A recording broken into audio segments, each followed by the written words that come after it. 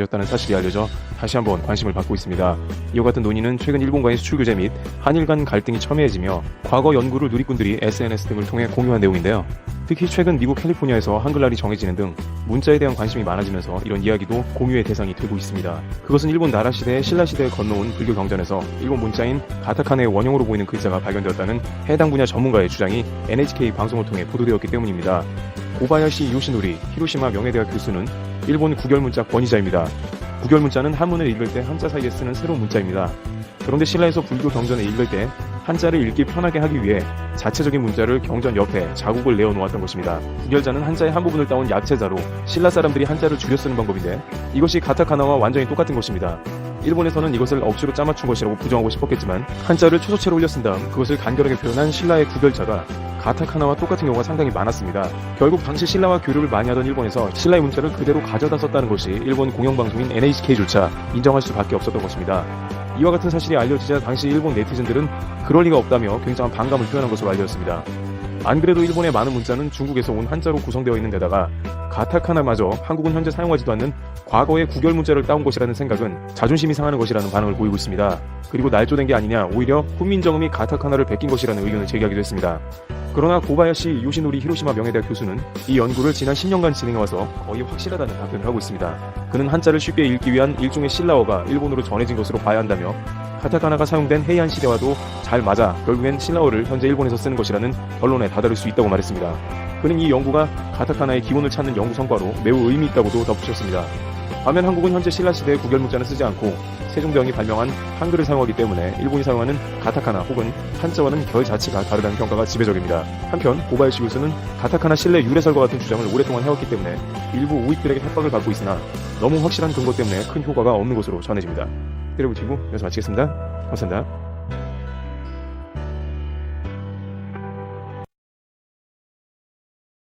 전시가 아니라는 생각은 착각입니다. 현대전은 총과 폭탄이 아닌 경제와 사회 그리고 국제 정치의 영역에서 치러집니다. 국가의 부가 금융이라는 이름하에 상대국으로 수탈되게 됩니다.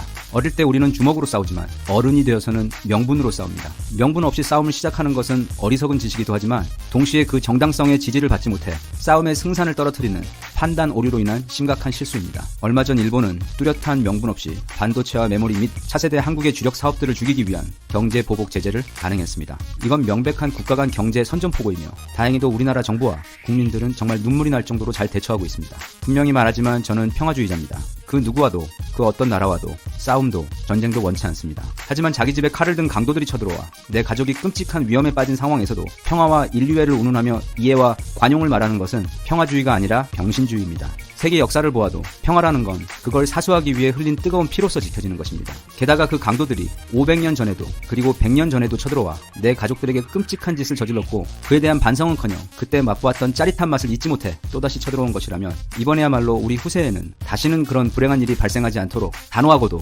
완전한 형태로 적을 제압해야 합니다. 우리나라 국민에 대한 공포심을 그들의 의식 아주 깊숙이 문신이 되도록 새겨 넣어 주어야 합니다. 전쟁에서 보면 장수는 큰 전략을 짜고 병사들을 운용하는 역할을 합니다. 그리고 병사들은 각자 자기에게 주어진 임무를 수행합니다. 우리 정부가 바로 장수들이 모인 사령부이며 우리 국민들은 전장에서 싸우고 있는 병사들입니다. 일개 국민일 뿐인 우리 개개인이 할 수 있는 일이 보잘것없어 보일 수도 있으나 실상은 전혀 그렇지 않습니다. 티끌이 모여 산이 되고 아무리 큰 전쟁도 손에 총을 든 육군이 적 본토에 상륙해서 그들의 군화가 적의 깃발을 끌어내려 밟아야 비로소 그 전쟁은 이긴 것입니다. 우리가 잘 모르는 사실이 한 가지 있는데요. 그건 지금 우리가 하고 있는 이 불매운동이 일본에게 얼마나 무서운 공격인가 하는 것입니다.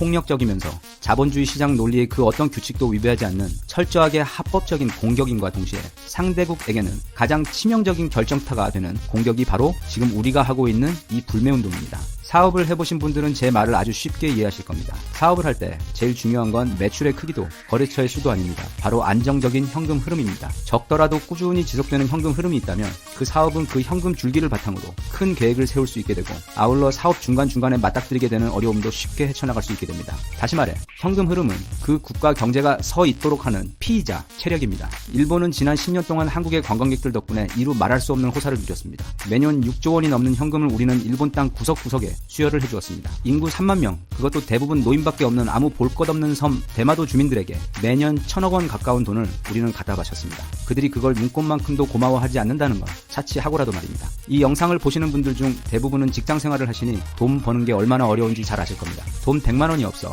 사람이 비참한 일을 겪는 일도 있을 정도로 돈은 귀한 것입니다. 그리고 때론 벌기 너무도 힘든 것입니다. 그런데 일본은 공공연하게 우리 관광객들에게 와사비 넣은 초밥을 먹이고 그걸 또 온라인에서 자기들끼리 공유하며 낄낄대는데도 한국인들은 일본으로 가서 한 해 6조 원이 넘는 현금을 그들 주머니에 갖다 바쳐왔습니다. 뭔가 잘못됐다고 느끼지 않으십니까? 지금 일본 지방 도시들, 특히 관광 사업으로 먹고 사는 도시들에서는 비명이 들리고 있습니다.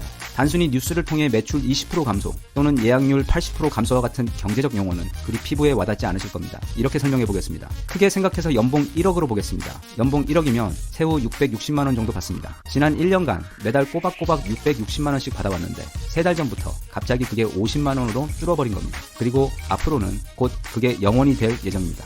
일본은 지금 말 그대로 패닉 상태입니다. 지금 이런 패닉이 일본의 전 지역에서 일어나고 있습니다. 군주가 나라를 평화롭게 다스리려면 백성들의 배가 불러야 합니다. 이 세상에서 제일 무서운 게 배고픈 백성입니다. 아베는 그 사실을 모르고 있었거나 아니면 지금 이 상황은 아베가 상상도 못했던 쪽으로 전개가 되고 있는 게 맞습니다. 불매운동 첫 2달 동안 매출이 급감한 일본 관광업계도 매출 급감 때문에 불안하면서도 여전히 아베의 정책을 지지한다고 하는 이상한 현상을 보였습니다. 그건 그들이 이 불매운동의 결과가 얼마나 무서운 것인지 그때는 아직 몰라서 그랬던 겁니다. 지금은 다릅니다. 지금 그들은 그 무서움을 피부로 느끼고 있습니다. 자기 발등에 불이 떨어지고 나니 예전처럼 한가롭게 관광을 오지 않는 한국인들을 욕하거나 하지 않고 이제는 그 모든 사태의 원인이 아베에게 있다는 것을 각성하고 일어나 목소리를 내기 시작했습니다. 곧 아베 정부를 향한 일본 국민들의 원성이 커질 것이고 그것은 빠르게 폭동에 준하는 걷잡을 수 없는 일본 국민들의 범국민적 행동으로 발전할 것입니다. 하지만 그것을 막기 위해 또는 고치기 위해 아베가 할 수 있는 건 아무것도 없습니다. 일본 경제는 중앙정부가 엔화를 기축통화라는 이점을 악용하여 너무도 많은 돈을 찍어내어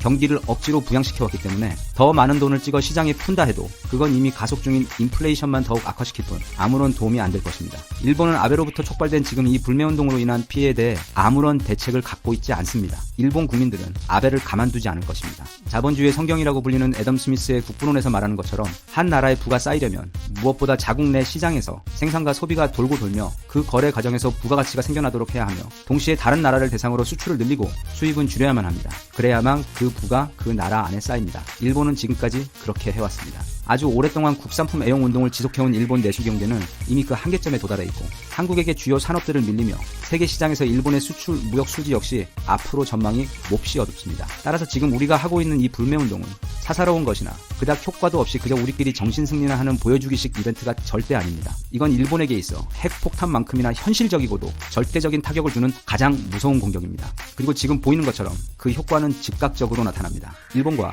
한국의 일부 언론들은 그 사실을 아주 잘 알고 있기 때문에 이 불매운동이 일본에게는 아무런 타격도 주지 못하며 이미 그 약발이 떨어졌다고 불매운동 초기부터 계속 약을 팔고 있는 것입니다. 그 약 절대로 먹지 마십시오.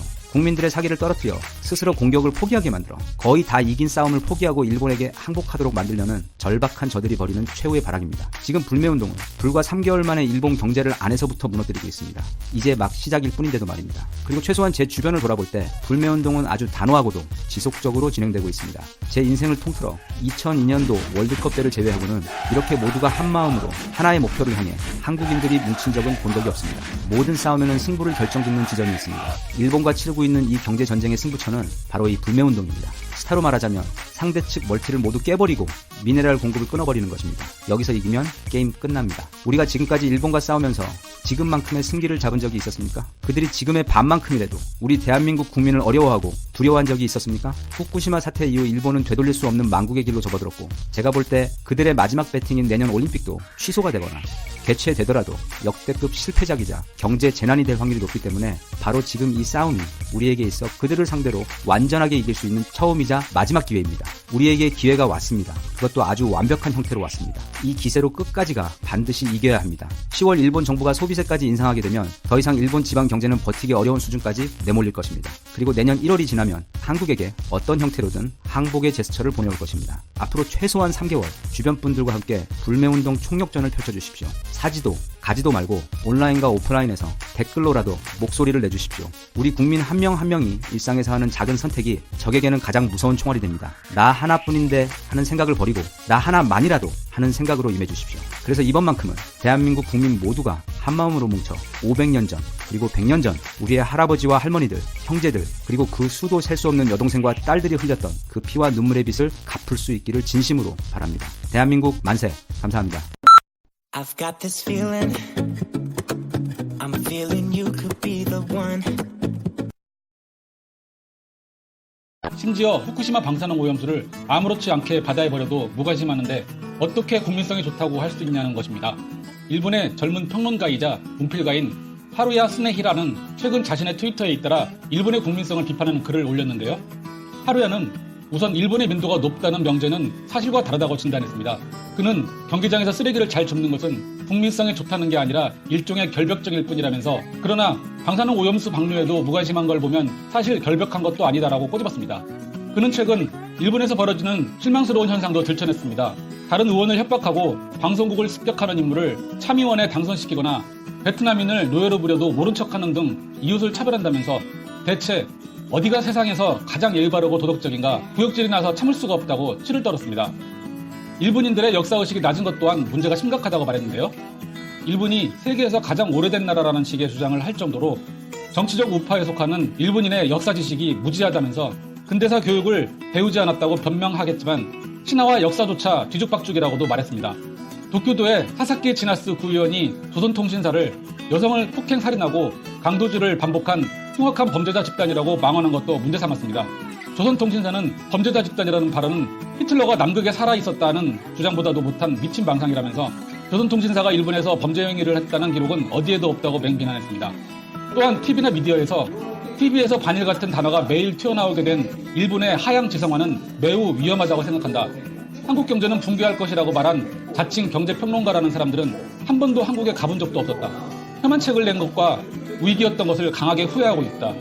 우익에는 유언비어와 터무니없는 음모론 그리고 증오밖에 없었으며 지적 수준도 낮다.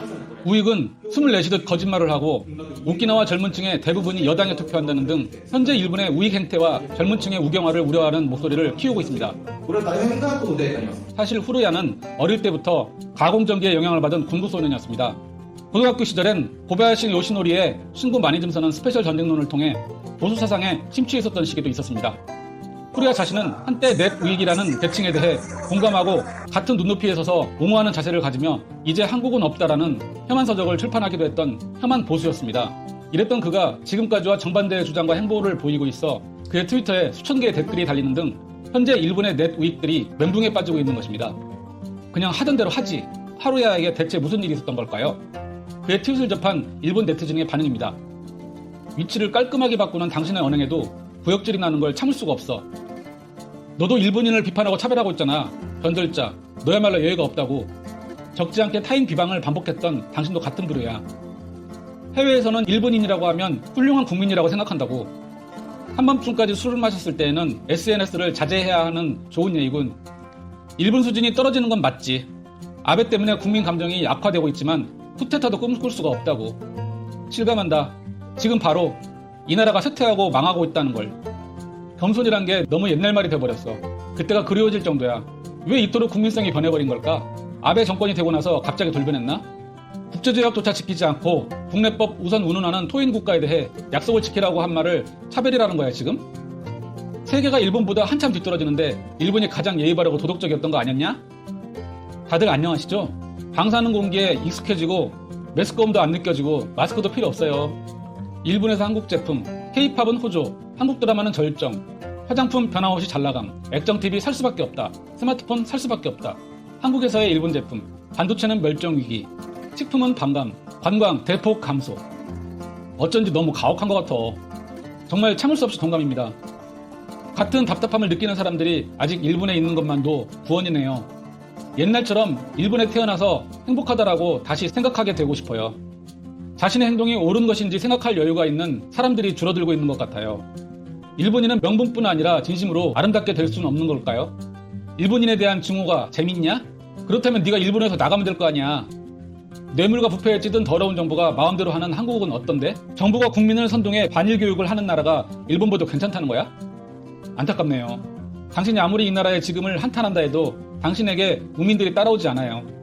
인터넷에 반응해서 당신을 지지하지 않는 거 눈치챘지요? 이제 이 나라를 떠날 수밖에 없지 않겠습니까? 이 사람 원래 보수였는데 완전히 좌익이 됐네. 분명 약점이 잡혀 영혼을 팔아 넘긴 것 같아. 형, 왜 그래? 한국에서 돈 받았어요? 시사각 인형의 오늘 준비한 내용은 여기까지입니다. 새롭고 재미있는 외신으로 다시 뵐게요.